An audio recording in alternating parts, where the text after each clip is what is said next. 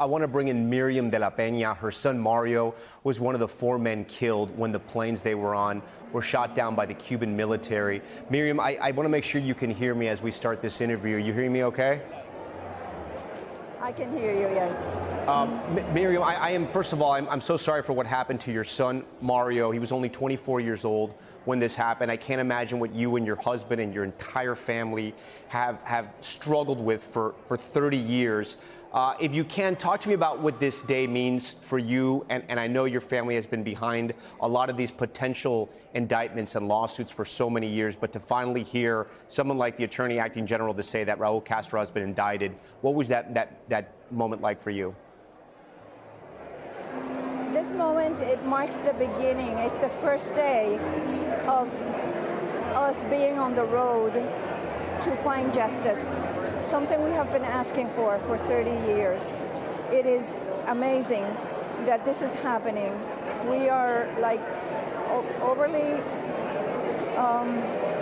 hopeful that and thankful that finally our children are looked at as human beings who were murdered under a dictatorship, who extended their tentacles to international waters to kill American citizens, and that cannot be allowed. Do you have confidence that Raúl Castro will ultimately face justice? I think right now, if I were Raúl Castro, I would be very worried. I think he will eventually face justice, and if he dies before he can come to a U.S. court, he already knows that he is charged with murder, which he got away with for 30 years. What is your understanding? Do you know why the Trump administration decided to do this now? Have they explained it to you? No, but I think it's the right thing to do. I think he's doing it because it's the right thing to do. You kill American citizens, the United States needs to defend those citizens. You and I could have been killed. The United States needs to stand up for its citizens. What are we here for? To protect our citizens from murderers. Yeah, on that point, there have been a lot of elected, administrations in this country that have turned their back on your family and turned their back on what happened there. I got to think after all these years and all those different administrations, today has to feel so much different. I do feel different. I feel like we're human beings. Before, we were ignored. We're not ignored anymore. Our children were not ignored. There were 4 innocent men trying to do good for society, and they did not deserve to die that way. If you can, while I have you, Miriam, get away with it.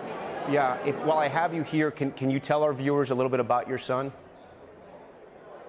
Yeah, Mario was born in New Jersey, never visited Cuba. We have not been back. We came when we were young, my husband and I, and we met here, and our children were born in the United States. They were raised in freedom. They were raised to do good, and if you do good, you're fine. You abide the law, and that's what he used to say all the time. I don't do anything wrong. I am trying to save lives. And because, there was a worry that Castro, we know the nature of the Castros. They are murderers, and they're not going to get away with it anymore. And then finally, Miriam, what's your message? Yeah, what's your message to Raúl Castro today? Raúl Castro, what is my message? You are going to get what you deserve. You are being called by what you are today. You are a murderer. Now, you will have in the United States, your rights will not be violated like you violate the rights of the Cuban people. You will have rights in the United States being respected, and you will serve a just sentence if you're found guilty, which I have no doubt that you will be found guilty.